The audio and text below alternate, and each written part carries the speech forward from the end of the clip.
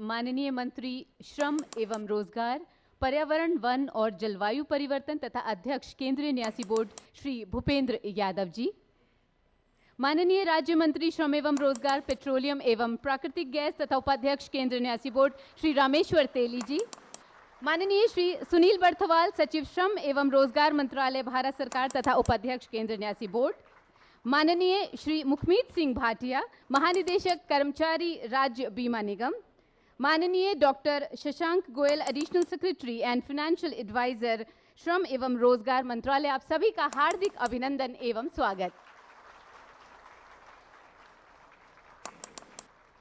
साथ ही हम केंद्रीय न्यासी बोर्ड के सभी सम्माननीय सदस्यों एवं सभागार में उपस्थित आप सभी गण्यमान्य अतिथियों का भी अभिनंदन करते हैं।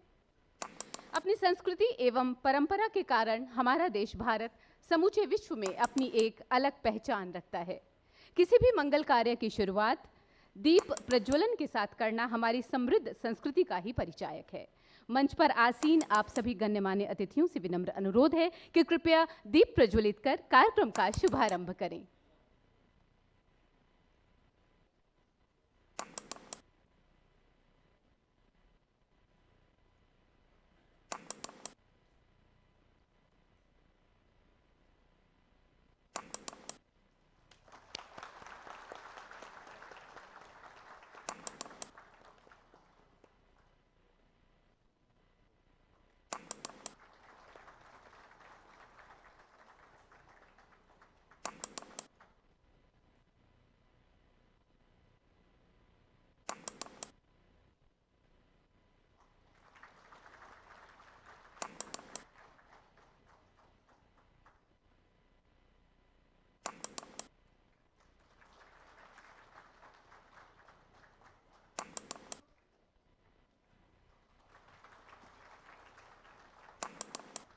धन्यवाद सर।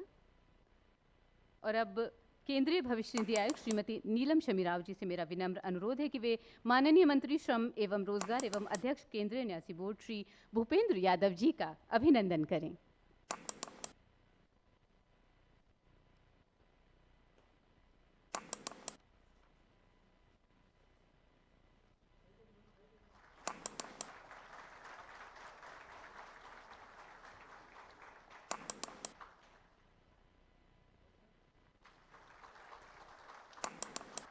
मैं गुजारिश करती हूँ श्री जगमोहन अपर केंद्रीय आयुक्त मुख्यालय से कि वो माननीय राज्य मंत्री श्रम एवं रोजगार तथा उपाध्यक्ष केंद्रीय न्यासी बोर्ड श्री रामेश्वर तेली जी का अभिनंदन करें, स्वागत करें।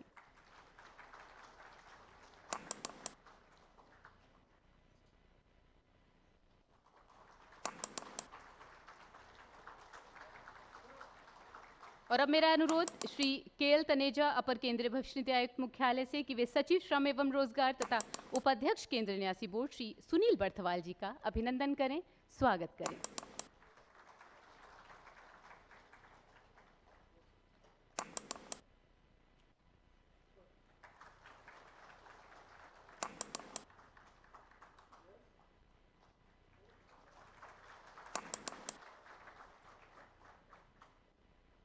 और अब अपर केंद्रीय भविष्य निधि आयुक्त मुख्यालय श्रीमती उदिता चौधरी जी से मेरा विनम्र अनुरोध है कि वे महानिदेशक कर्मचारी राज्य बीमा निगम श्री मुखमीत सिंह भाटिया जी का अभिनंदन करें।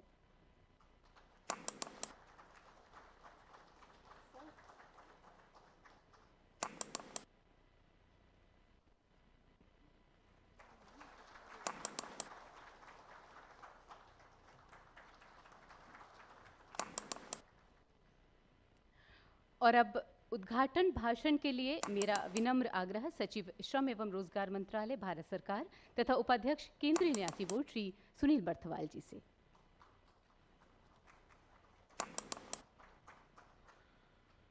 नमस्कार।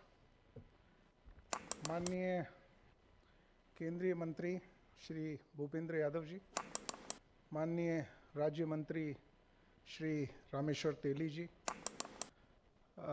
मंच पर उपस्थित ईएसआईसी के प्रमुख श्री मुखमीत भाटिया जी, मंच पर उपस्थित ईपीएफओ की प्रमुख श्रीमती नीलम शमी राव जी, यहाँ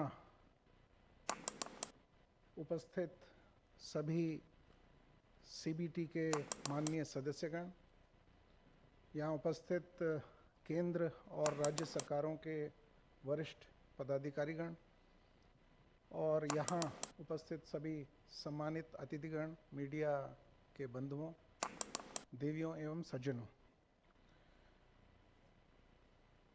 ये अत्यंत हर्ष की बात है कि आज ईपीएफओ के द्वारा अपने सीबीटी की मीटिंग्स के समापन के पश्चात ये कार्यक्रम यहाँ पर किया जा रहा है।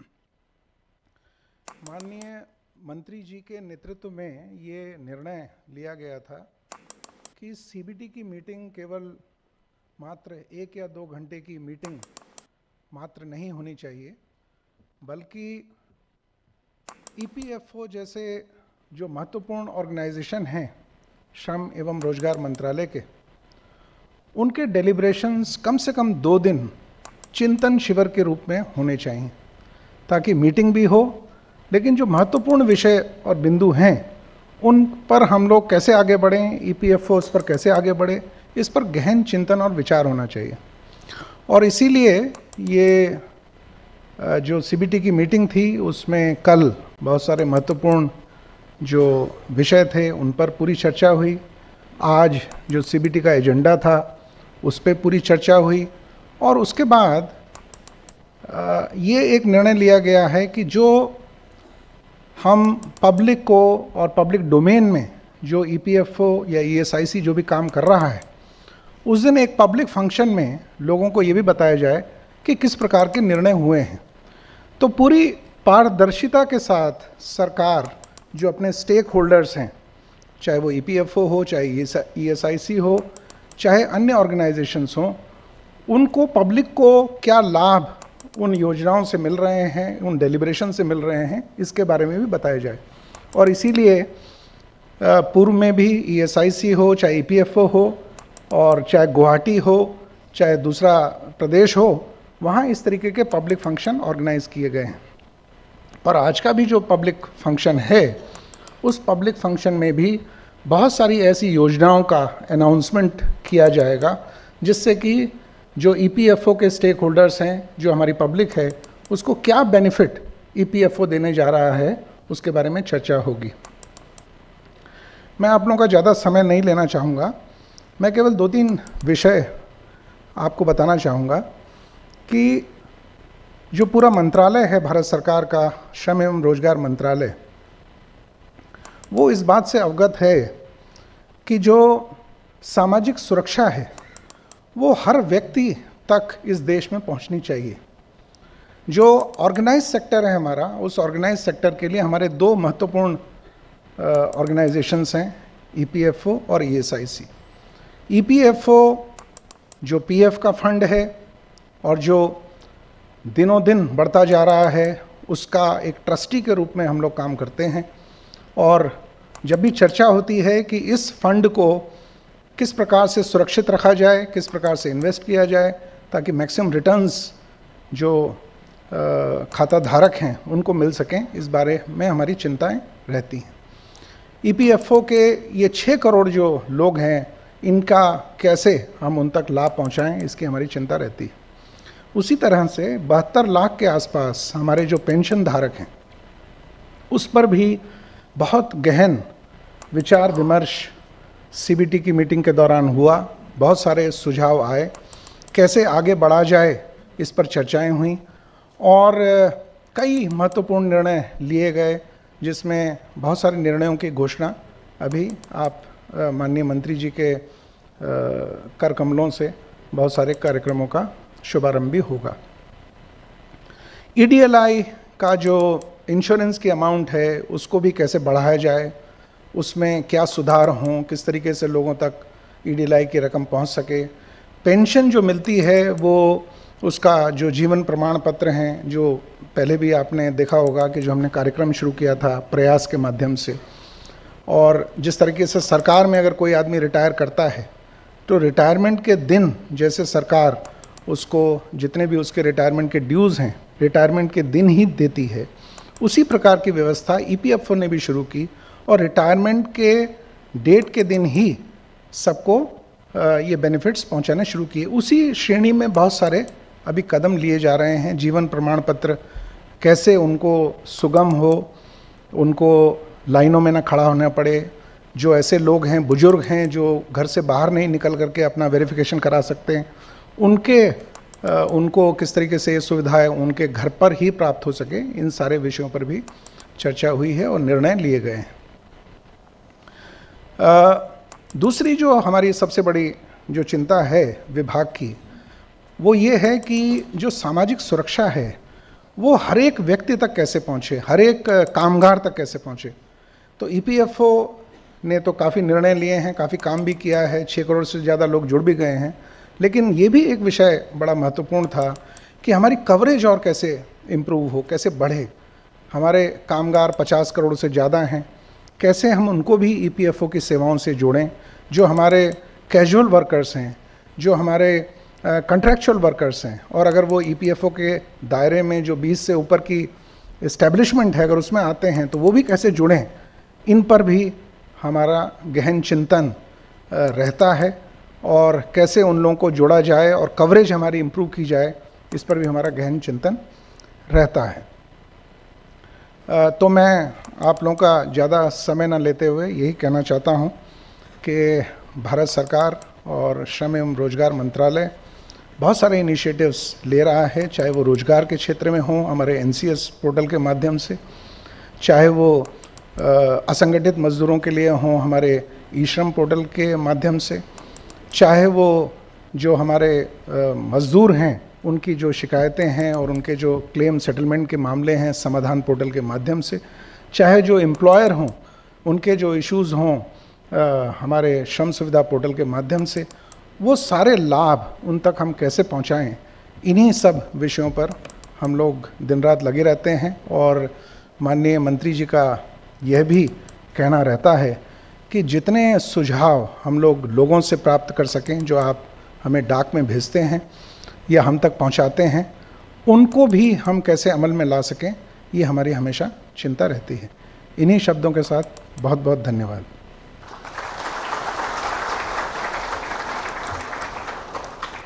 धन्यवाद सर। जैसे कि सर ने भी बताया कि आज कुछ लॉन्चेस होने वाले हैं माननीय मंत्री महोदय के हाथों। ईपीएफओ की पेंशन स्कीम और ईडीएलआई स्कीम के सदस्यों और लाभार्थियों को इस स्कीम के अंतर्गत मिलने वाले लाभ की जानकारी के लिए अब एक नई सुविधा विकसित की गई है। इसकी मदद से वे न सिर्फ अपनी पेंशन की राशि बल्कि ईडीएलआई राशि की जानकारी भी आसानी से पता लगा पाएंगे। अब ये सब कैसे होगा, चलिए देखते हैं।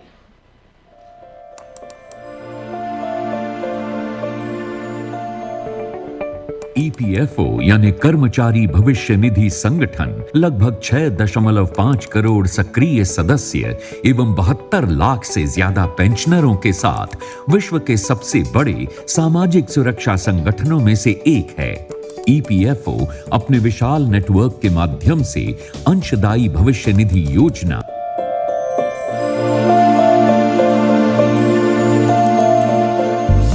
हजार 2021-2022 की वार्षिक रिपोर्ट के अनुसार ईपीएफओ यानी कर्मचारी भविष्य निधि संगठन के लगभग 72 लाख पेंशनर्स हैं और हर साल इसमें लगभग 2.5 लाख पेंशनरों की बढ़ोतरी होती है।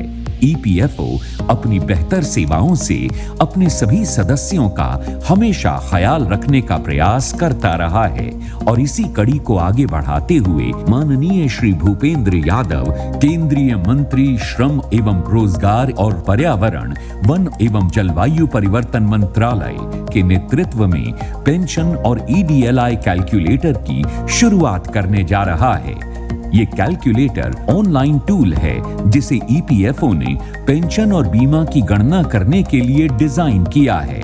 पेंशन और ईडीएलआई कैलकुलेटर सुविधा ईपीएफओ की वेबसाइट पर लिंक यानी बटन के रूप में उपलब्ध होगी, जो लाभार्थियों को पेंशन और बीमा राशि की गणना करने में सहायता करेगी। पेंशन कैलकुलेटर पेंशन कैलकुलेटर के माध्यम से सदस्य ये गणना कर सकेंगे कि उनको महीने में अनुमानित कितनी पेंशन मिल सकती है। इस कैलकुलेटर से आने वाले समय में परिवार पेंशन एवं अन्य प्रकार की पेंशन की गणना भी की जा सकेगी। सदस्यों को इसकी गणना के लिए पिछले 60 महीनों का औसत पेंशन योग्य वेतन, पेंशन योग्य सेवा, जन्म तिथि, एनसीपी दिन आदि की जानकारी इसमें भरनी होगी। सदस्य इस टूल से अपनी पेंशन की प्लानिंग भी कर सकेंगे। ईडीएलआई कैलकुलेटर। ईडीएलआई कैलकुलेटर की मदद से मृतक सदस्य के परिवार या नॉमिनी को अनुमानित बीमा राशि कितनी मिलेगी, इसकी गणना करने में आसानी होगी। गणना करने के लिए मृत्यु की दिनांक, औसत वृद्धिशील शेष राशि, लगातार 12 महीने की सेवा एवं पिछले 12 महीनों में औसत वेतन की जानकारी भरनी होगी। इन दोनों ऑनलाइन कैलकुलेटरों के माध्यम से न केवल सदस्यों को पेंशन के लिए पात्र बनने के लिए सेवा अवधि को बढ़ाने के लिए प्रोत्साहित होंगे, बल्कि वे अपने जीवित रहते हुए बीमा राशि की प्लानिंग भी कर सकेंगे। इससे ग्राहक संतुष्टि में सुधार होगा और शिकायतों की तादाद में कमी आएगी। ईपीएफओ लेकर आया है ऑनलाइन समाधान। पेंशन और बीमा की गणना करना हुआ आसान। मंत्री महोदय से विनम्र निवेदन है कि कृपया रिमोट दबाकर पेंशन कैलकुलेटर और ईडीएलआई कैलकुलेटर को लॉन्च करें।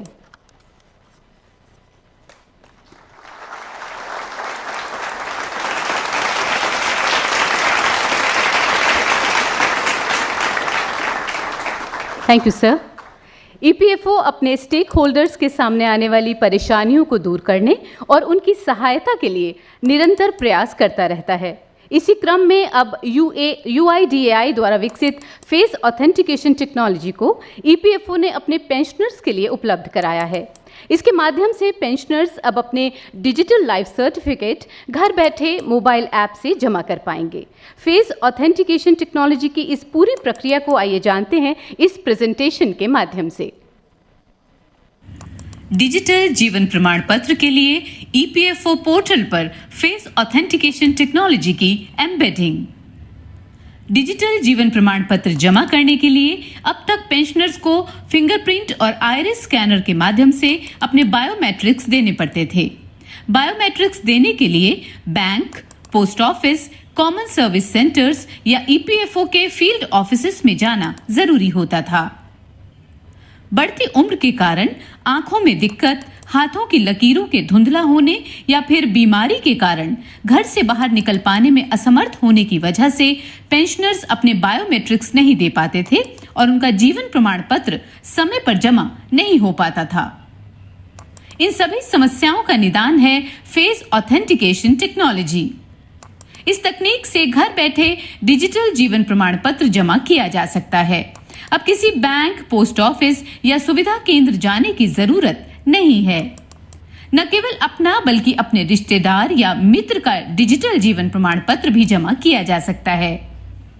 दूर दराज के क्षेत्र या विदेश में रहते हुए भी डिजिटल जीवन प्रमाण पत्र जमा करना संभव है। फिंगरप्रिंट या आइरिस स्कैनर में बायोमेट्रिक देने में असमर्थ पेंशनर्स भी डिजिटल जीवन प्रमाण पत्र जमा कर पाएंगे, वो भी किसी बाहरी एजेंसी या रजिस्टर्ड डिवाइस पर निर्भर हुए बिना। फेस ऑथेंटिकेशन टेक्नोलॉजी द्वारा डिजिटल जीवन प्रमाण पत्र जमा करना है बहुत आसान। गूगल प्ले स्टोर से आधार फेस आरडी ऐप और ईपीएफओ पोर्टल से फेस एंड्रॉयड ऐप डाउनलोड करें। फिर ऑपरेटर का ऑथेंटिकेशन करें। इसके बाद पेंशनर का ऑथेंटिकेशन करें और जरूरी डिटेल्स जैसे पेंशनर का Aadhaar number, mobile number, email ID, PPO number आदि डिटेल्स एंटर करें। इसके बाद पेंशनर का फेस कैप्चर का विकल्प आएगा। पेंशनर का फेस कैप्चर होते ही मोबाइल पर जीवन प्रमाण पत्र के जमा हो जाने का नोटिफिकेशन आ जाएगा। फेस ऑथेंटिकेशन टेक्नोलॉजी के माध्यम से डिजिटल जीवन प्रमाण पत्र दायर करना हुआ आसान, पेंशनर्स की समस्याओं का हुआ समाधान। माननीय मंत्री महोदय, आपसे पुनः सादर अनुरोध है कि कृपया फेस ऑथेंटिकेशन टेक्नोलॉजी सुविधा को ईपीएफ पेंशनर्स के साथ जोड़ने का शुभारंभ करें।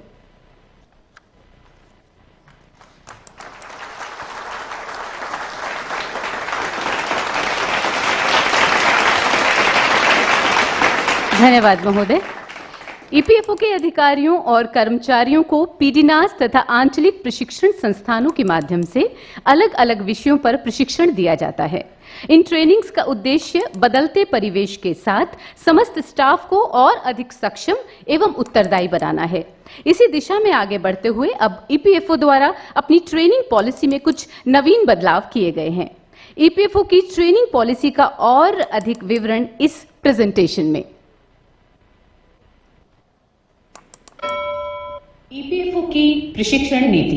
प्रशिक्षण नीति का उद्देश्य ईपीएफओ के अधिकारियों और कर्मचारियों को एक सक्षम, उत्तरदायी और भविष्य के लिए तैयार कैडर के रूप में विकसित करना है, ताकि ईपीएफओ के विश्व स्तरीय सामाजिक सुरक्षा प्रदाता बनने के विजन और मिशन को पूरा किया जा सके।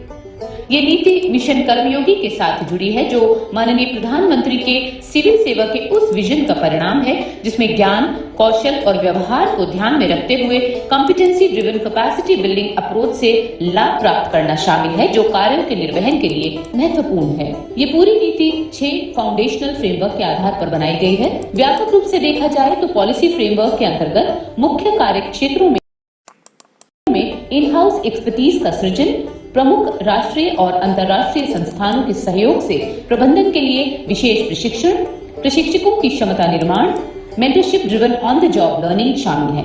कॉम्पिटेंसी फ्रेमवर्क, इसमें हर कार्य के लिए योग्यताओं की पहचान करना, योग्यता प्रोफाइलिंग और योग्यता में कमियों की पहचान, इन कमियों को दूर करने के लिए बिहेवियरल, डोमेन और फंक्शनल एस्पेक्ट्स वाली role based modular training interventions और थर्ड पार्टी डिप्लोमास और डिग्री के माध्यम से योग्यताओं को प्रमाणित करना शामिल है। लर्निंग फ्रेमवर्क में आईजीओटी कर्मयोगी प्लेटफॉर्म से लाभ प्राप्त करना, सर्वश्रेष्ठ अंतर्राष्ट्रीय एवं राष्ट्रीय शिक्षण प्लेटफॉर्मों के साथ महत्वपूर्ण गठजोड़, क्लासरूम लर्निंग के साथ साथ किसी भी समय, किसी भी स्थान पर, किसी भी डिवाइस पर लर्निंग को संभव बनाना, सेल्फ बेस्ड लर्निंग और इस तरह डोमेन स्पेशलाइजेशन के साथ एक स्वतंत्र ईपीएफओ लर्निंग प्लेटफॉर्म की स्थापना करना शामिल है। मानव संसाधन प्रबंधन फ्रेमवर्क के तहत कार्य की आवश्यकताओं के अनुकूल योग्यताओं को चुनकर सही व्यक्ति को सही समय पर सही स्थान पर रखना, परिवर्तित प्रबंधन प्रशिक्षणों के अनुरूप आवश्यकताओं को परिवर्तित करना, स्टेज वाइज इंक्रीमेंटल लर्निंग के माध्यम से विशेषज्ञ तैयार करना। संस्थागत फ्रेमवर्क के अंतर्गत पीडीनास और आंचलिक प्रशिक्षण संस्थान लर्निंग, प्रशिक्षण और अनुसंधान के मुख्य केंद्रों के रूप में कार्य करेंगे। सामाजिक सुरक्षा के क्षेत्र में ज्ञान, प्रशिक्षण और अनुसंधान में पीडीनास को एक ग्लोबल लीडर के रूप में विकसित करने के लिए आईआईएम्स, आईटीसी, आईएलओ, ईसा जैसे प्रमुख राष्ट्रीय और अंतर्राष्ट्रीय संस्थानों के साथ महत्वपूर्ण गठजोड़ किया जाएगा। इस नीति में मॉनिटरिंग एंड इवैल्यूएशन फ्रेमवर्क भी शामिल है, जिसमें लगातार डाटा ड्रिवन 360 डिग्री इवैल्यूएशन होगा। रियल टाइम मॉनिटरिंग टूल से समय पर ट्रेनिंग इंटरवेंशंस सक्षम होंगे, जिससे परफॉर्मेंस में सुधार और क्षमता में वृद्धि संभव होगी। प्रशिक्षण स्ट्रैटेजी के कार्यान्वयन के लिए competency mapping, career progress planning, प्रशिक्षण आवश्यकताओं का आकलन, प्रशिक्षण कैलेंडर बनाना, उपयुक्त ट्रेनिंग इंटरवेंशंस को तैयार करना, प्रशिक्षण के मोड और डिलीवरी पर निर्णय लेना और अंत में इस पूरी प्रक्रिया में सुधार के लिए इसका मूल्यांकन और फीडबैक लेने जैसी गतिविधियों की एक श्रृंखला शामिल होगी। ट्रेनिंग इंटरवेंशंस को प्रशिक्षण के विभिन्न पहलुओं के आधार पर वर्गीकृत किया गया है। प्रशिक्षण की सामग्री को डोमेन, फंक्शनल और बिहेवियरल में वर्गीकृत किया गया है। इन कार्यक्रमों का स्तर बेसिक, इंटरमीडिएट और एडवांस्ड हो सकता है। ये कार्यक्रम विभिन्न प्रकार के हो सकते हैं, जिनमें मॉड्यूलर प्रशिक्षण, सेमिनार, कार्यशाला, वेबिनार, ऑनलाइन और मेंटर्ड सेल्फ लर्निंग। ये कार्यक्रम इन हाउस अथवा पार्टनर इंस्टीट्यूशंस के माध्यम से किए जा सकते हैं। ट्रेनिंग इंटरवेंशंस को ऑनलाइन अथवा क्लासरूम के आधार पर वर्गीकृत भी किया गया है। ये नीति सभी स्थायी पूर्णकालिक अधिकारियों, ईपीएफओ के स्टाफ सदस्यों, अन्य विभागों से प्रतिनियुक्ति पर आए अधिकारियों और बाहरी हितधारकों पर भी लागू होती है। इस नीति में प्रतिवर्ष हर ट्रेनी को 8 प्रशिक्षण दिवस देने का लक्ष्य रखा गया है। साथ ही प्रशिक्षण के लिए वेतन व्यय का 3% बजट भी निर्धारित किया गया है। प्रशिक्षण नीति की हर 5 साल में समीक्षा की जाएगी। क्षमता निर्माण योजना की 3 साल में समीक्षा की जाएगी और एक वार्षिक क्षमता निर्माण योजना या प्रशिक्षण कैलेंडर बनाया जाएगा। महात्मा गांधी ने कहा है, जियो ऐसे जैसे तुम कल मरने वाले हो और सीखो ऐसे जैसे तुम्हें हमेशा जीना है। धन्यवाद। माननीय मंत्री महोदय से अनुरोध है कि कृपया ईपीएफओ की ट्रेनिंग पॉलिसी का विमोचन करें।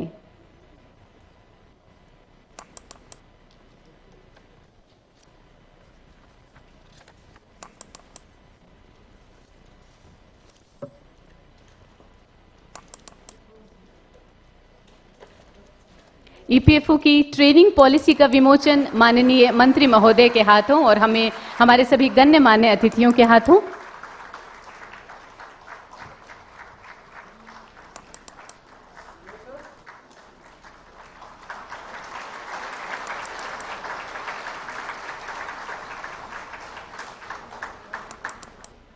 धन्यवाद। गुवाहाटी में आयोजित सीबीटी की पिछली बैठक में माननीय मंत्री श्रम एवं रोजगार ने अपने उद्बोधन के दौरान ईपीएफओ के लिटिगेशन मामलों पर अपने विचार रखते हुए बहुमूल्य सुझाव दिए थे। इसी मार्गदर्शन के फलस्वरूप ईपीएफओ ने लीगल फ्रेमवर्क डॉक्यूमेंट तैयार किया है। लीगल फ्रेमवर्क डॉक्यूमेंट की कुछ और जानकारी हासिल करते हैं इस फिल्म के माध्यम से।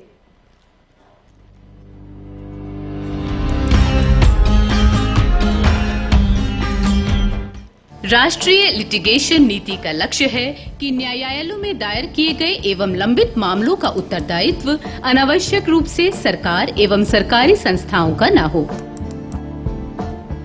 इसी लक्ष्य की प्राप्ति के क्रम में माननीय श्रम एवं रोजगार मंत्री श्री भूपेंद्र यादव जी के दिशा निर्देश में ईपीएफओ ने लीगल फ्रेमवर्क की परिकल्पना की। लिटिगेशन के मुख्य मुद्दों पर ध्यान केंद्रित करके समेकित, समन्वित और समयबद्ध तरीके से यह सुनिश्चित करना कि सिर्फ योग्य मामलों को ही लड़ा जाए।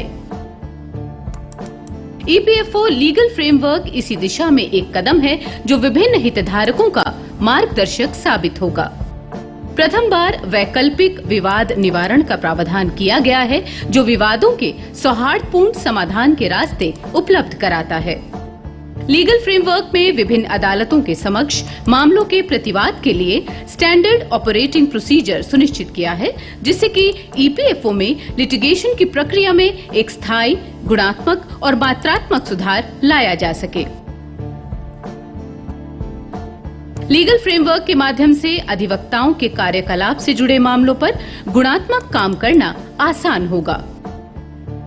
लिटिगेशन से निपटने और प्रबंधन को मजबूत करने के लिए ईपीएफओ भारत के प्रमुख कानूनी संस्थाओं के साथ व्यापक रूप से जुड़कर कार्य करेगा। लीगल फ्रेमवर्क ईपीएफओ के लिटिगेशन प्रबंधन को और सुदृढ़ करने का प्रयास है, जिससे ईपीएफओ न्यायिक प्रक्रियाओं में एक कुशल एवं उत्तरदायी प्रतिभागी बन सके।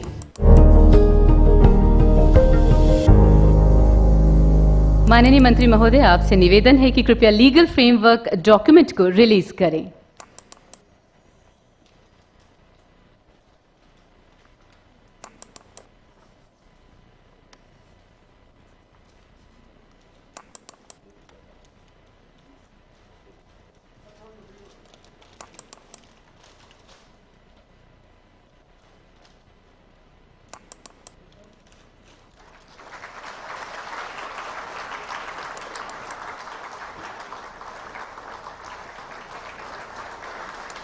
Legal framework document.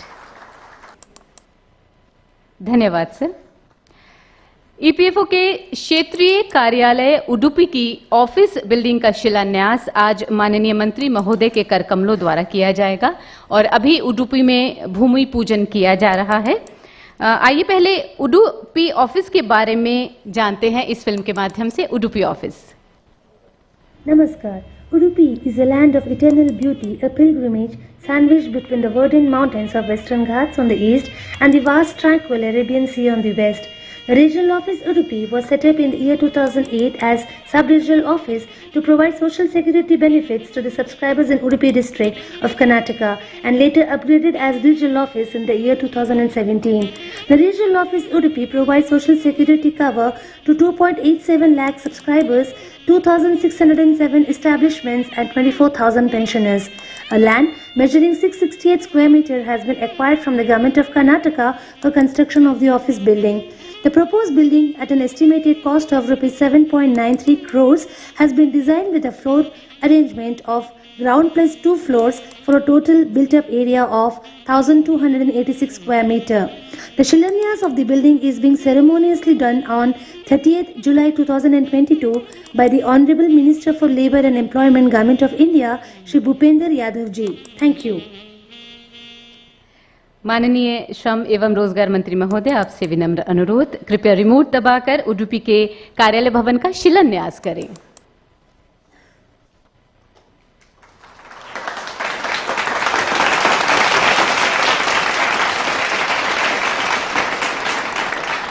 आइए अब चलते हैं उडुपी, जहां श्री मारुति भोई, अपर केंद्रीय आयुक्त कर्नाटक एवं गोवा, अपने सहयोगियों के साथ इस वक्त वर्चुअली हमारे साथ जुड़े हैं।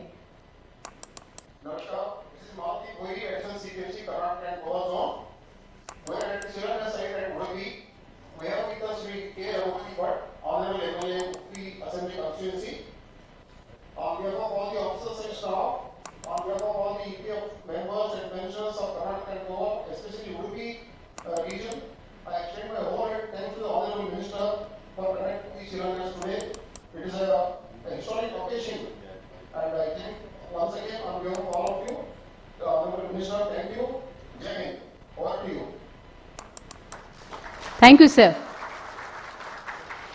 क्षेत्रीय कार्यालय जी,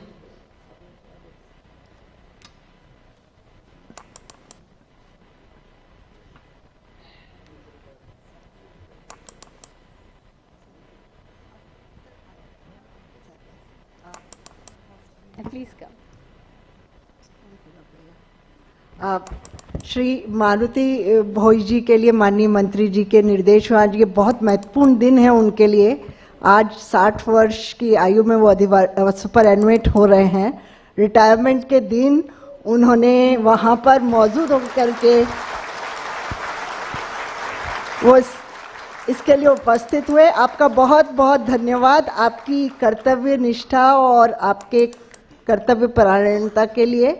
ईपीएफओ की मिसाल आपने कायम किया, इसके लिए मंत्री जी आपका विशेष धन्यवाद। और आपका जो उत्साह है उसे देखकर बहुत प्रसन्न हुए हैं और रिटायरमेंट की आगे के समय के लिए आपको बेस्ट विशेस देते हैं। Thank you. Thank you ma'am. क्षेत्रीय कार्यालय बेल्लारी के कार्यालय भवन का उद्घाटन आज माननीय मंत्री श्रम एवं रोजगार श्री भूपेंद्र यादव जी द्वारा किया जाएगा। ये हर्ष का विषय है कि श्री सोमाशेखर रेड्डी, माननीय एमएलए बीजेपी, भी बेल्लारी के उद्घाटन स्थल पर मौजूद हैं। आइए पहले रीजनल ऑफिस बेल्लारी की ऑफिस बिल्डिंग का वर्चुअल टूर करते हैं इस फिल्म के माध्यम से। A warm welcome to all. Bellary, known as the Steel City of Karnataka, is located amidst the mountains of iron and manganese with Fort Hill, which is the second largest monolithic hill in the world. Bellary is famous for world-famous temples and forts of Vijayanagar Empire at Hampi, which is a UNESCO World Heritage Site. Iron and steel factories and educational institutes are the major establishments under this office. This office was set up on 22nd November 1999 as sub-regional office for providing social security benefits to the workers and pensioners of Bellary, Koppal and Chitradurga districts of Karnataka state. This office was upgraded to regional office with effect from 13th January 2017. The regional office Bellary provides social security cover to 4.96 lakh subscribers of 4,992 establishments.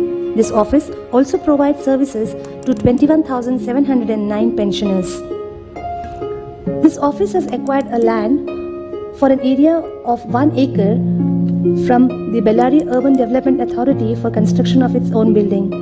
This building has a floor arrangement of ground plus 2 floors for a total built-up area of 1,462 square meters. It is equipped with features like LED installations, fully air-conditioned with VRF system, local area network and wide area network. Also, the green building codes are followed to save energy. The Access India scheme norms are followed to make easy access for the Divyangs. The newly constructed regional office building Bellary is being inaugurated by the Honorable Minister for Labour and Employment, Government of India, Shri Bhupender Yadav, today, that is 30th July 2022. Thank you. माननीय मंत्री महोदय, आपसे आदर सहित अनुरोध कि कृपया remote दबाकर बेल्लारी के कार्यालय भवन का इनॉग्रेशन करें।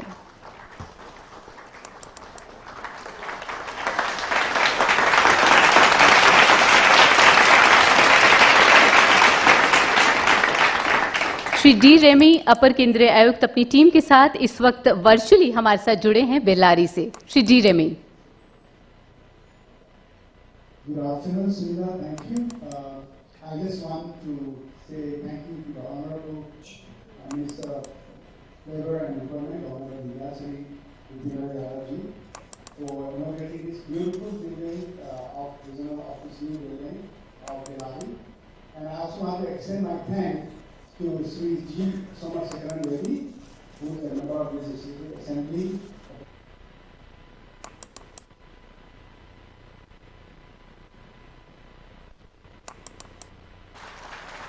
Thank you sir.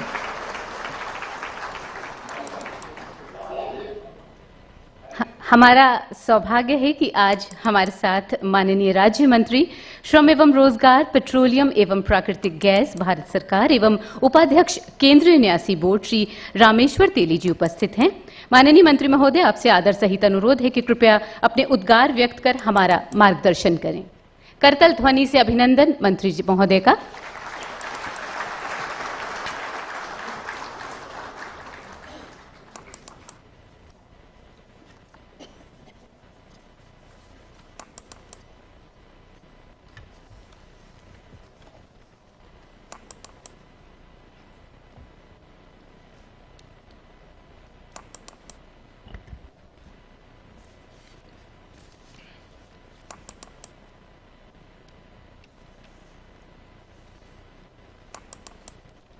नमस्कार।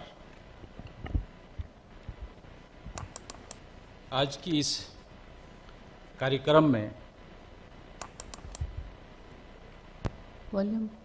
उपस्थित हमारे डायनेमिक लीडर, भारत सरकार में श्रम एवं रोजगार मंत्री भूपेंद्र यादव जी, इस मंच पर उपस्थित हमारे वर्चुअली 2 विधायक उपस्थित थे, श्री शोभाशेखर रेड्डी विधायक बेल्लारी, रघुपति भट्ट जी विधायक उडुपी, और हमारे इस मंच पर उपस्थित हमारे लेबर मिनिस्ट्री के सचिव सुनील वाटवाल जी, हमारे डीजी ESI MS भाटिया जी,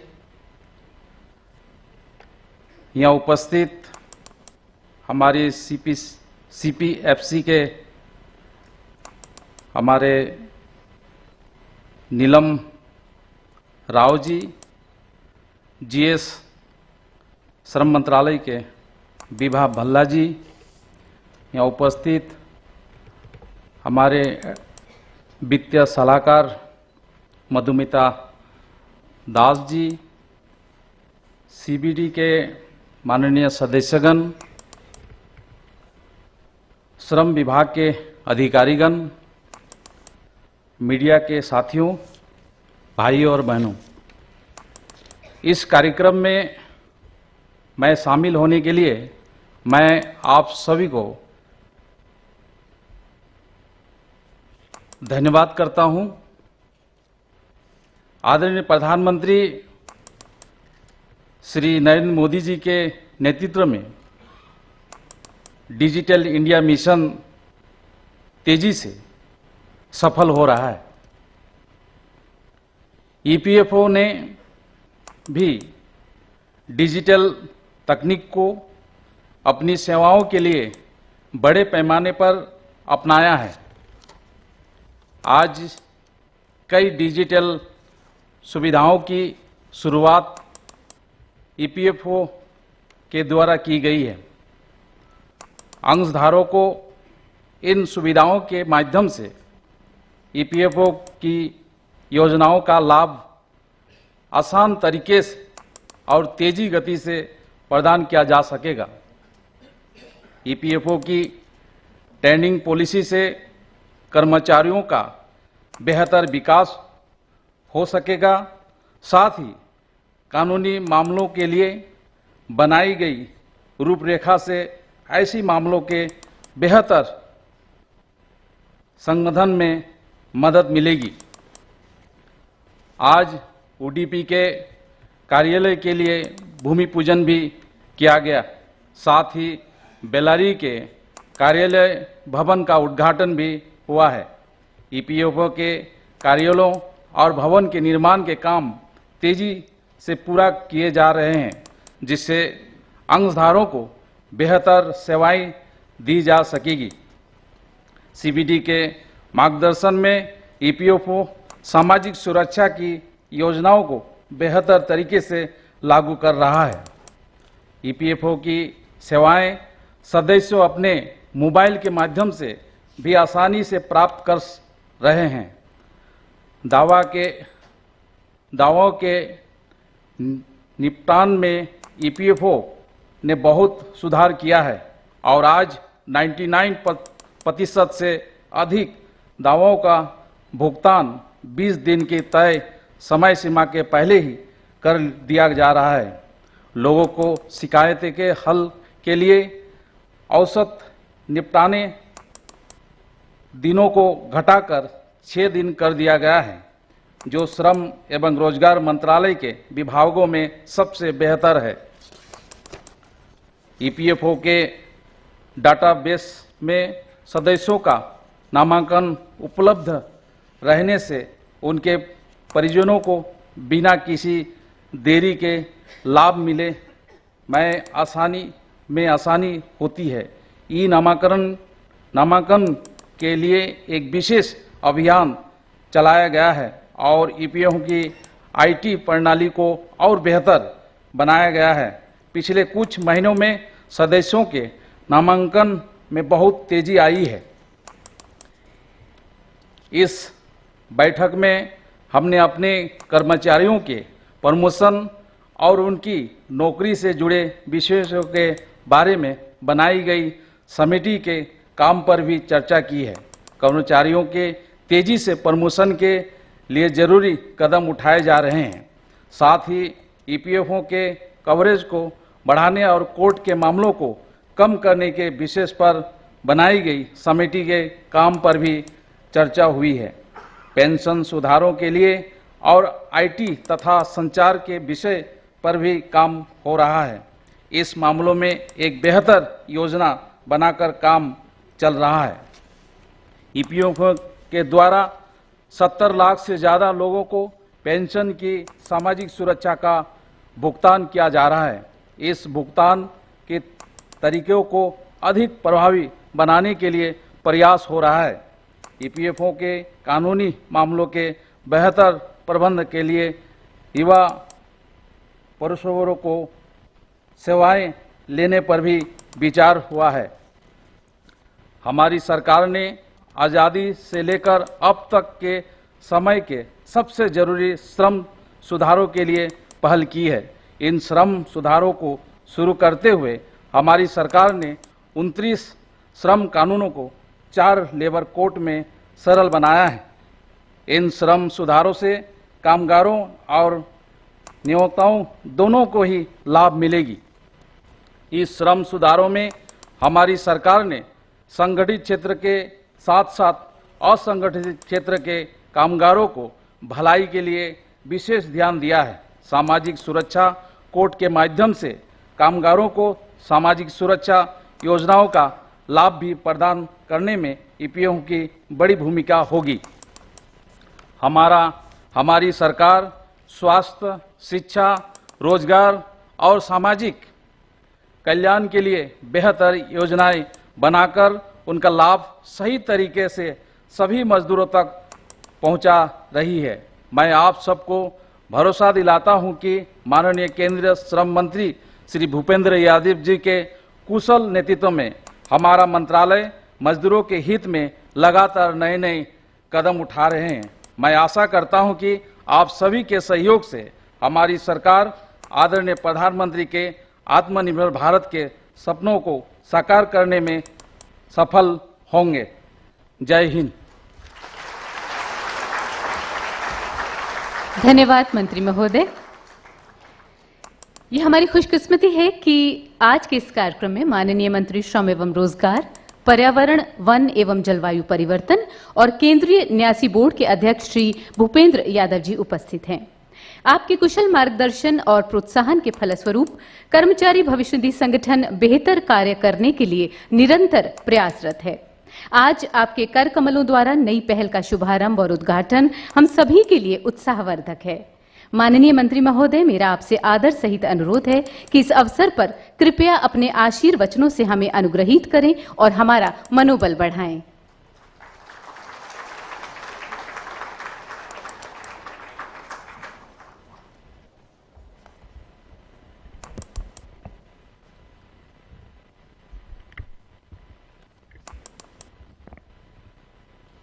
जितने भी लोग खड़े हैं बैठ जाएं, चेयर्स हैं। उधर भी जो दरवाजे पे खड़े, इधर आइए, चेयर्स हैं। खड़ा कोई नहीं रहेगा तो बाहर जाएंगे या बैठेंगे।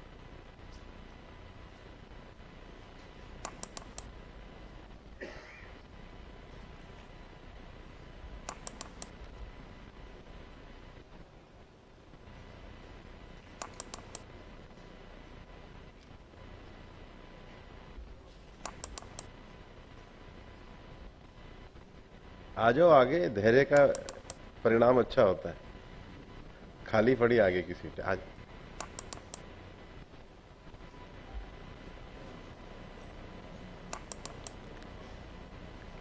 पीछे वाले तो खड़े हो या बैठ जाओ। सबसे पीछे नीली शर्ट वाले।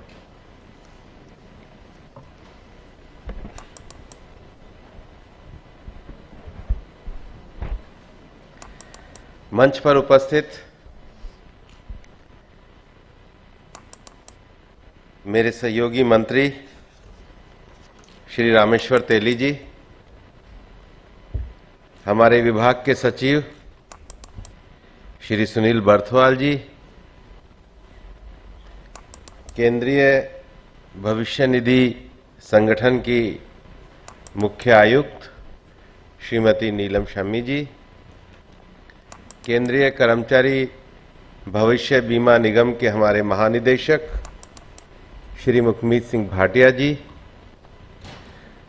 केंद्रीय न्यासी बोर्ड के सभी हमारे सदस्यगण, श्रम विभाग के हमारे अधिकारीगण और भविष्य निधि संगठन के सभी कर्मचारीगण और उपस्थित हमारे मीडिया के बंधुओं।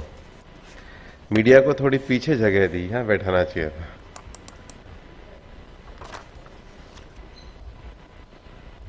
सबसे पहले तो मैं केंद्रीय भविष्य निधि संगठन के आप सभी लोगों को बहुत बधाई देना चाहता हूं कि विगत वर्षों में आपके संगठन ने बहुत उत्कृष्ट कार्य किया है और लगातार अपनी सर्विस के माध्यम से जो आपके लाभार्थी हैं बड़ी उत्कृष्टता से आप लोगों ने सेवाएं पहुंचाई है। आप सब लोगों का बहुत बहुत अभिनंदन, आपको बहुत बहुत बधाई।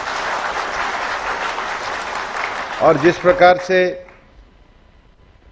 हर हमारी न्यासी बोर्ड की बैठक में आपके द्वारा नए विषयों को आगे बढ़ाया जाता है, इस बार जब इंटरनेशनल अंतर्राष्ट्रीय महिला दिवस हुआ था उस समय भी आप लोगों ने नए अपने जिनके सेवा प्रदाता के रूप में आपने जो नई सर्विसेज दी थी उसके लिए भी आप लोगों ने अच्छा कार्य किया। और आज भी जो चारों विषय आप लोगों ने किए हैं वो बड़े महत्वपूर्ण हैं।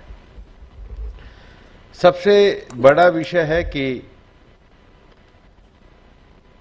हमारे श्रम विभाग में जो दोनों संगठन है, हमारा भविष्य निधि का संगठन है और हमारा जो कर्मचारियों का चिकित्सा के लिए बीमा संगठन, बीमा निगम है, दोनों का बहुत महत्वपूर्ण भूमिका रहती है।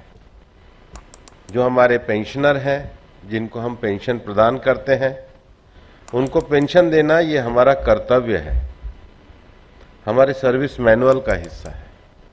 हमारे संगठन की रचना ही इस प्रकार से है कि हमारे संगठन का उद्देश्य ही सेवा है और सेवा देने के लिए उनको सही तरीके से सेवा मिले, टेक्नोलॉजी का सही उपयोग हो, डिजिटल टेक्नोलॉजी का उपयोग हो। इसके लिए आज जो सबसे एक अच्छा विषय लिया है कि बार बार अपना अंगूठा लगाने के लिए बायोमेट्रिक के लिए जाना ना पड़े, जो आप लोगों ने फेस रीडिंग से जो ऐप डाउनलोड करके एक सुविधा प्रदान करी है, मैं आपको आपके इस नए कार्य के लिए पूरी तरीके से बधाई देना चाहता हूं। दूसरा जो महत्वपूर्ण आज एक विषय शुरू किया है वो लिटिगेशन पॉलिसी का है।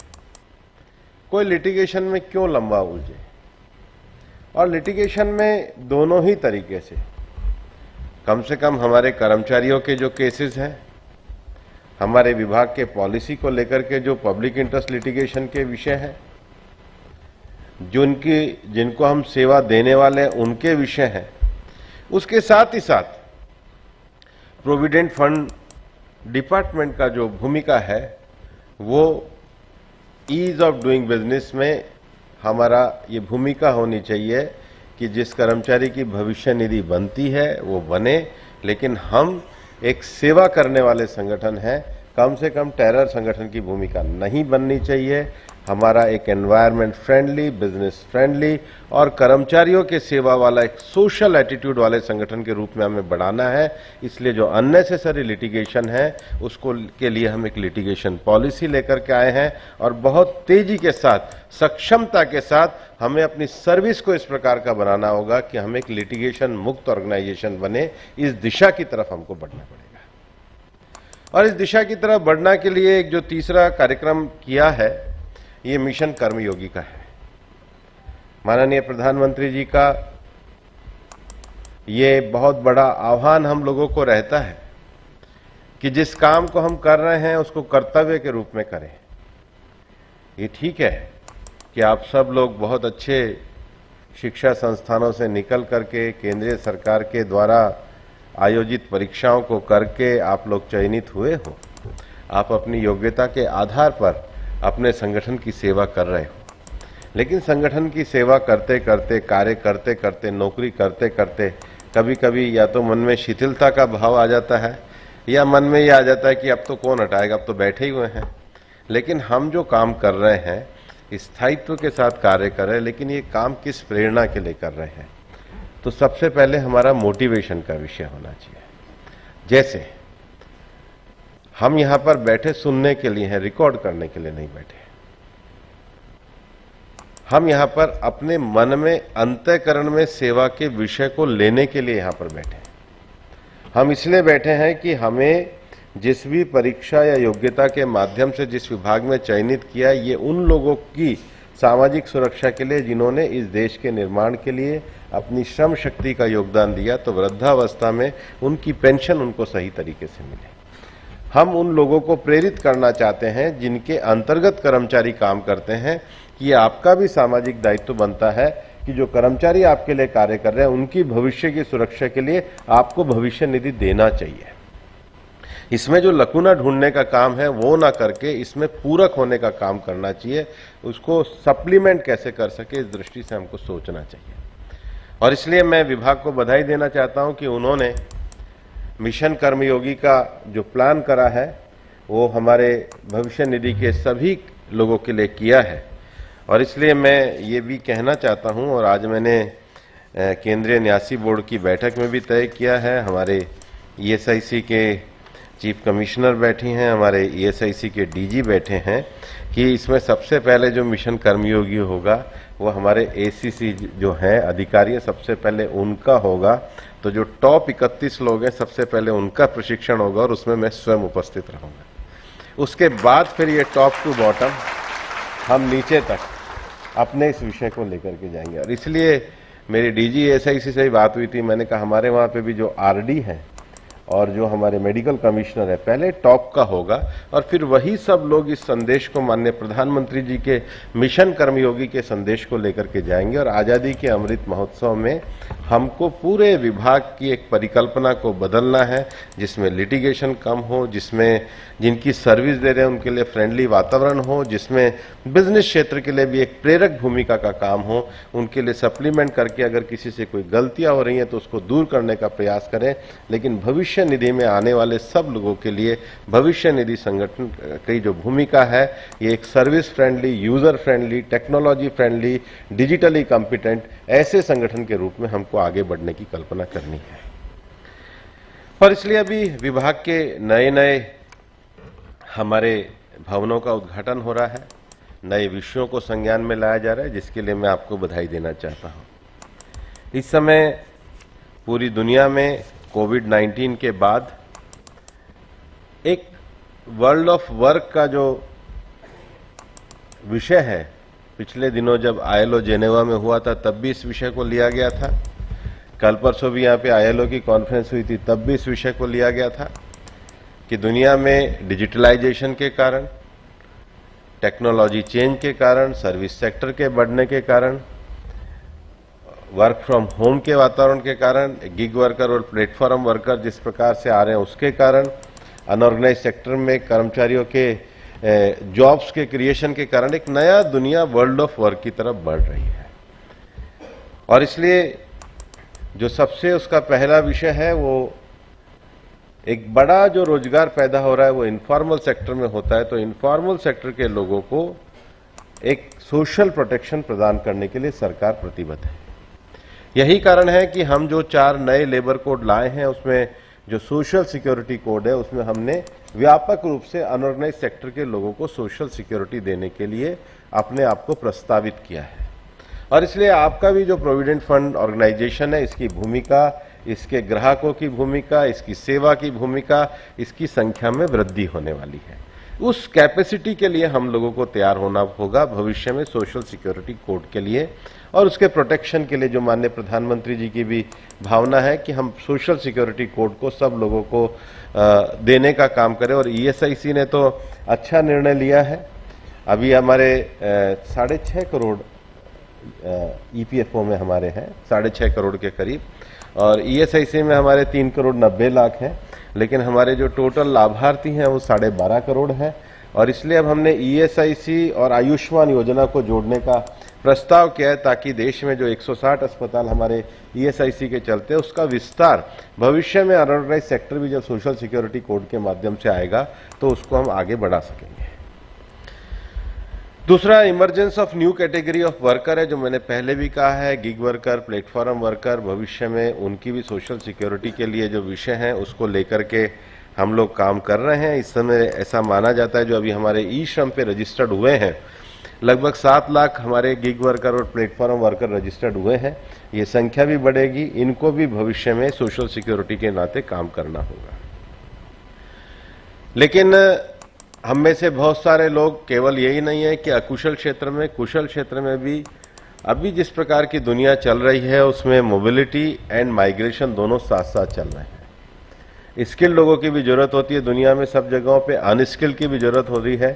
तो मोबिलिटी और माइग्रेशन को ध्यान में रखते हुए लेबर ब्यूरो के द्वारा, भारत सरकार के द्वारा एक सर्वे किया जा रहा है ताकि हम इसको पूरी तरीके से स्किल और अनस्किल दोनों वर्करों को हम इसको कर सके। और पूरे सभी जगहों पे जो मोबिलिटी और माइग्रेशन के साथ है, जो इंडस्ट्री को भी जिसकी जरूरत होती है, जिसको माना जाता है कि ग्लोबल स्किल गैप मैपिंग है, मतलब स्किल वर्कर और आवश्यकता और उपलब्धता दोनों में कहीं ना कहीं मिसमैच होता है, हर इंडस्ट्री को होता है। एमएसएमई को भी लगता है कि इंडस्ट्री तो लगा दी लेकिन वो जो एक पर्टिकुलर मशीन उसको चलाने वाला व्यक्ति, कॉम्पिटेंट व्यक्ति, तो ये जो स्किल गैप है इसको लेकर के सरकार के द्वारा भी कई विषय किए जा रहे हैं। बजट अनाउंसमेंट के कारण भी जो हमारे श्रम विभाग के पोर्टल हैं, ई श्रम का पोर्टल है, और इसके साथ साथ स्किल डेवलपमेंट का और मिनिस्ट्री ऑफ स्किल और एमएसएमई का जो पोर्टल है, मतलब ई श्रम पोर्टल, एनसीएस पोर्टल, असीम पोर्टल और उमंग पोर्टल, इन सबको जोड़कर उद्यम पोर्टल, इन सबको जोड़ करके एक इंटीग्रेटेड अप्रोच करने का काम भी सरकार के द्वारा चल रहा है।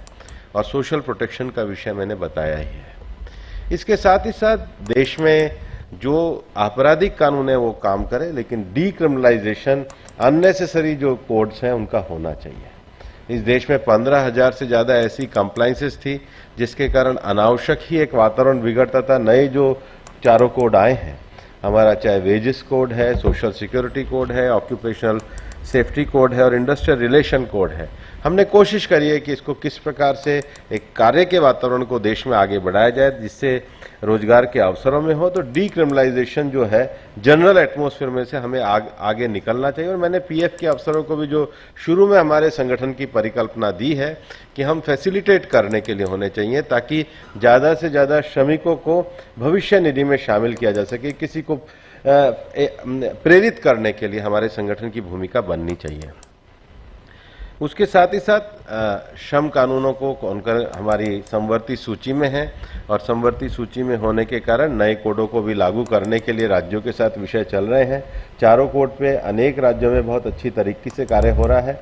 एक कोड को तो लगभग 31 राज्यों ने अपने नियम भी बना दिए हैं, और इस प्रक्रिया में पूरे एक समन्वित और सहयोगात्मक तरीके से हम लोग इस विषय को लेकर के आगे बढ़ रहे हैं। लेकिन उसके साथ ही साथ अभी जो हमारा ईपीएफओ संगठन है उसमें अभी भी आईटी कैपेसिटी को बढ़ाने की हमारी अच्छी आवश्यकता है। आईटी कैपेसिटी को बढ़ाने के लिए हम लोग निश्चित रूप से आप लोगों के साथ मिलकर के कार्य कर रहे हैं, और पेंशन सरलता और सुगमता से सब लोगों तक पहुंचे, उसको लेकर के भी कार्य हमारे विभाग के द्वारा और विभाग के सब लोगों के द्वारा किया जा रहा है। और इसलिए मैं आपके माध्यम से ये कहना चाहता हूं कि आज जो नई विषयों को, योजनाओं को यहाँ पर उद्घाटित किया गया है, उनको सजगता के साथ केवल यहाँ पर नहीं, जब हम अपने सर्विस सेक्टर में भी जब हम काम करेंगे तो उसको अच्छे तरीके से सब लोगों तक पहुँचाने का काम करेंगे। यहाँ हमारे केंद्रीय न्यासी बोर्ड के सारे सदस्यगण भी हैं। पिछले 2-3 मीटिंगों से हमने जो कार्य का स्वरूप बदला है कि पहले हमारी मीटिंग 3-4 घंटे की हुआ करती थी, अब लगभग 2 दिन की रहती है, और कंसेंसस के साथ, जिसको आईएलओ में भी कहा जाता है, ट्राईपार्टी के द्वारा विषयों का समाधान करना। तो एक बहुत अच्छे वातावरण में मीटिंगें हमारी लगभग 2 दिन तक चलती हैं, और हमारे केंद्रीय न्यासी बोर्ड के लोगों ने भी 4 विषयों पे, एचआर पॉलिसी को लेकर के, आईटी की पॉलिसी को लेकर के, पेंशन के विषयों को लेकर के, इंफ्रास्ट्रक्चर के विषयों को लेकर के काफ़ी अच्छी अपने सारे सुझाव सब कमेटियों में दिए हैं। अब हमने उनको समाहित किया है। आने वाले समय में हम सभी लोगों से अलग अलग बातचीत करके उन विषयों को एक बिल्कुल उस स्तर पर हम लेकर के जाएंगे जहां पर इनसे कुछ अच्छे नए एक्शनेबल पॉइंट हो। और इसलिए ईएसआईसी को भी जो आज़ादी के अमृत महोत्सव से आज़ादी के अमृत काल की ओर ले जाने का जो विषय है, आज आज़ादी का अमृत महोत्सव मना रहे हैं। भारत की आज़ादी का 75वां वर्ष है। माननीय प्रधानमंत्री श्री नरेंद्र मोदी जी की प्रेरणा से निश्चित रूप से कोई भी देश आगे नहीं बढ़ सकता है जब तक उसके पास अपना विजन ना हो। हमारे में से बहुत सारे लोग बैठे हैं जिनकी सर्विस 4-5 साल की होगी। कौन है 5 साल से नीचे की सर्विस वाले जिनकी 5 साल की है? तो ये जो 5 साल की सर्विस वाले हैं, ये 2047 में ईएसआईसी का स्वरूप कैसा होना चाहिए। हम जिस जगह पर आए हैं, जब हम दे करके जाएंगे, आज जो हमारे कमिश्नर रिटायर हो रहे हैं तो शायद उन्होंने 25-30 साल का अपना उत्कृष्ट सेवा किया होगा। जहाँ पर हम सेवा कार्य कर रहे हैं, जहाँ पर हम एक अधिकारी के रूप में नियुक्त हैं, वहाँ पर जब जाएंगे तो उस इंस्टीट्यूशन को किस प्रकार का कंट्रीब्यूशन दे के जाएंगे। और ये एक समन्वित योजना होनी चाहिए। जो 5-10 साल में भी जा रहे हैं वो अपने अनुभव के द्वारा, जो 5 साल की सर्विस करके आगे बढ़ रहे हैं वो अपने उत्साह के द्वारा। तो अनुभव और उत्साह का जहाँ पर मेल होता है वो ऑर्गेनाइजेशन लंबा सस्टेन करता है। तो ये जो हम 2047 का एक ईएसआईसी का जो विज़न पेपर है, उसके लिए भी ये संगठन हमारा कार्य कर रहा है। और माननीय प्रधानमंत्री जी की प्रेरणा से एक मन में विषय ध्यान में रखना, आप सब लोग केंद्रीय भविष्य निधि संगठन के कर्मचारी हैं। ये सरकार गरीबों के कल्याण के लिए समर्पित सरकार है। इस सरकार का मोटो, इस सरकार का मिशन, कोई भी अधिकारी अपने मन में अस्पष्टता ना रखे, केवल गरीब कल्याण के लिए समर्पित सरकार है। और इसलिए केंद्रीय भविष्य निगम में हमें वो जो हमारा कर्मचारी है, जो हमारा राष्ट्र निर्माता श्रमिक है, उसको हम अच्छे तरीके से सर्विस कैसे दे सकें, ये हमारा मोटो होना चाहिए। रोजगार का वातावरण कैसे बने, उसके लिए हम कैसे अच्छा वातावरण खड़ा करें, ये हमारी कार्यपद्धति होनी चाहिए। अपने विषय को अपनी अच्छी क्षमता के साथ किस प्रकार से हम ज़्यादा से ज़्यादा योगदान दे सके, ये हमारे जीवन का हिस्सा बनना चाहिए। मैं मानता हूँ आप सब लोगों के माध्यम से जो हमारा केंद्रीय कर्मचारी भविष्य निधि संगठन है उत्तरोत्तर तरक्की करेगा और प्रधानमंत्री जी के आत्मनिर्भर भारत की संकल्पना में आपका अपना योगदान गिलहरी जैसा होगा, संगठन के रूप में हनुमान जी जैसा बनेगा और देश के रूप में भारत को आगे बढ़ाने वाला होगा। आप सबका योगदान मिलता रहे। बहुत बहुत धन्यवाद। धन्यवाद मंत्री महोदय।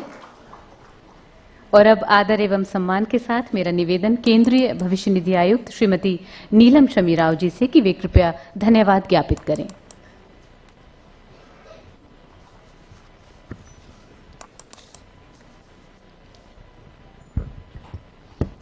माननीय केंद्रीय श्रम एवं रोजगार मंत्री तथा पर्यावरण एवं जलवायु परिवर्तन मंत्री श्री भूपेंद्र यादव जी, माननीय श्रम एवं रोजगार राज्य मंत्री श्री रामेश्वर तेली जी, सचिव श्रम एवं रोजगार मंत्रालय Shri Sunil Barthwal ji sir, DG ESIC Shri Mukhmeet Singh Bhatia sir, हमारे साथ अपना समय देने के लिए माननीय विधायक द्वय कर्नाटक से श्री के रघुपति भट्ट उडुपी से तथा श्री सोमशेखर रेड्डी जी बेल्लारी से, केंद्रीय न्यासी बोर्ड के सभी माननीय सदस्य, आप सभी का बहुत बहुत धन्यवाद कि आप लोग आज हमारे साथ जुड़े हुए हैं। माननीय मंत्री जी, मैं सर्वप्रथम आपका विशेष धन्यवाद देना चाहती हूँ। आप हमें हमेशा समय देते हैं और पर्याप्त समय देते हैं। हमारे आइडियाज़ को पेशेंटली सुनना, उनको एनकरेज करना और उसे बेहतर कैसे बनाया जा सकता है, इसके रास्ते के लिए हमेशा हमें एक लेवल आगे तक ले जाने के लिए, 2 लेवल आगे तक ले जाने के लिए प्रेरित करते हैं। यह हमारे लिए अत्यंत हर्ष एवं सौभाग्य का विषय है कि आज इस कार्यक्रम में हम आपके कर कमलों से कुछ लॉन्चेस करवा पाए जो हमारे स्टैंडर्डाइज प्रोटोकॉल में है। और जैसा आपने कहा, ये मात्र किताबें या थॉट्स ना रहें, ये इम्प्लीमेंट होना चाहिए और ये इम्प्लीमेंट हो सके इसके लिए हम निरंतर प्रयासरत रहेंगे और समय समय पर इसकी प्रोग्रेस से आपको अवगत कराएंगे। हर बार आप हमारे कुछ जो मूल मंत्र होते हैं और वो मूल मंत्र क्या होने चाहिए, क्या रिमाइंडर्स होने चाहिए, उनको ट्रिगर करके हमें बहुत उत्साह प्रदान करते हैं। सेवा प्रदाता का भाव, हमारा मोटिवेशन लगातार एक कर्मयोगी की तरीके से मेंटेन्ड रहे और जो श्रमिक कल्याण और गवर्नमेंट का विजन है गरीब कल्याण का, जो ईज ऑफ डूइंग और ईज ऑफ बिजनेस का आपने हमें आज पॉइंट्स बताए हैं, EPFO उन पर निरंतर कार्यरत रहेगा। आज मुझे इस बात का भी हर्ष है कि आपके कर कमलों से हम लीगल फ्रेमवर्क डॉक्यूमेंट का अनावरण करवा पाए हैं और इससे लिटिगेशन मैनेजमेंट, और जैसा आपने कहा कि अनावश्यक लिटिगेशन नहीं बल्कि सकारात्मक और लिमिटेड होना चाहिए, और बेहतर हैंडलिंग करने से ये वहीं एक मौके पर एक ऑल्टरनेट डिस्प्यूट मैकेनिज्म के आधार पर करवा पाएंगे। सर, आपने हमें उडुपी के कार्यालय और बेल्लारी के कार्यालय के भवन के कार्यक्रम के लिए भी एनकरेज किया, और आज ये बिल्डिंग एक जगह पर बन चुकी है, एक जगह पर शुरुआत हो रही है। इसके लिए मैं ईपीएफओ के सभी कर्मियों को और कर्मचारी बहुत उत्साहित महसूस कर रहे हैं, क्योंकि वो बहुत छोटे छोटे स्थानों पर और खराब स्थानों पर बैठे हुए थे। हम लोगों को 231वीं न्यासी बोर्ड की बैठक में जो निर्देश आपने दिए हैं, उन पर निरंतर मैं आपको विश्वास दिलाना चाहती हूं कि हम कार्यरत रहेंगे। और मैं आपकी बहुत हृदय से आभारी हूं कि आपने हमें इतना समय कल और आज में विशेष तौर पर इस बैठक एवं कार्यक्रम के लिए दिया है। इसी प्रकार से सर, मैं विशेष आभार एवं धन्यवाद हमारे राज्य मंत्री जी माननीय श्री रामेश्वर तेली जी का भी करना चाहती हूँ कि उन्होंने हमारी कुछ एडॉक कमिटीज़ की भी चेयरमैनशिप की, हमारी बैठकों में हम रहते हुए हमारे साथ लगातार मार्गदर्शन एवं दिशा निर्देश दिए। मैं सेक्रेटरी सर का विशेष धन्यवाद देना चाहती हूँ, क्योंकि उनका एक विस्तारित अनुभव है, और यह अनुभव दोनों रूपों में इसका लाभ हम लोगों को मिलता है। ईपीएफओ को विशेष तौर पर sir, you were earlier in as CPFC here for long period and now as the secretary, और इसलिए एक वर्ल्ड आई व्यू, जो वर्ल्ड व्यू होता है वो प्राप्त हो पाता है। निरंतर चीज़ों को कैसे इंक्रीमेंटली इम्प्रूव करना है और क्रिएटिव आइडियाज़ को कैसे इम्प्लीमेंटेशन स्तर तक लेके जाना है, आप उस रास्ते को हमें निरंतर दिखाते हैं। इसके लिए मैं आपका विशेष आभार और धन्यवाद देना चाहती हूँ। आज़ादी के 75 साल पूरे होने का ये सेलिब्रेशन है। We are just at the onset of August, और जैसा सर ने कहा कि अमृत काल जो हमें अब साथ साथ देखना है आगे की ओर कि अमृत काल में ईपीएफओ को कहाँ लेकर के जाना है, खासतौर से चेंजिंग वर्ल्ड ऑफ वर्क के हिसाब से और लोगों की सुविधा या ईज के हिसाब से।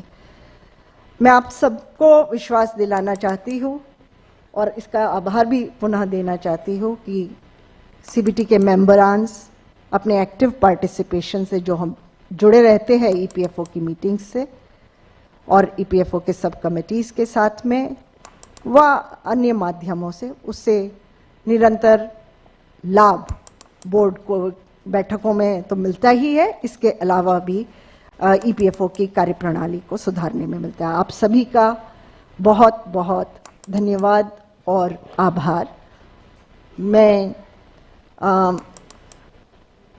मिनिस्ट्री के अधिकारियों का विशेष आभार देना चाहती हूँ, वो इस कार्यक्रम में आए। साथ ही ईपीएफओ के कर्मचारी जो पूरे कार्यक्रम में शरीक हुए हैं, इसके अलावा और भी कैपेसिटी बिल्डिंग कमीशन के भी अधिकारी हमारे साथ मौजूद हैं।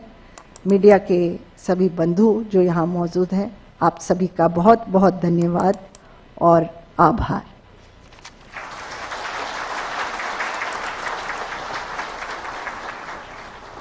Thank you madam. और अब आप सभी से अनुरोध है कि कृपया राष्ट्रीय गीत के लिए अपने अपने स्थान पर खड़े हो जाएं। गण से अनुरोध है कि कृपया दोपहर के भोजन के लिए डाइनिंग एरिया में प्रस्थान करें।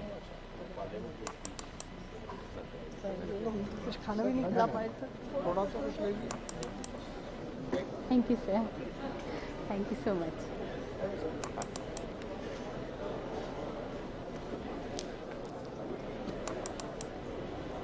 Thank you, sir.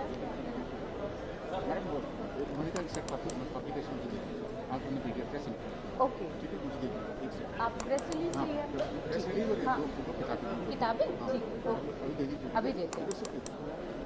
इधर से अजय जी, प्रेस है।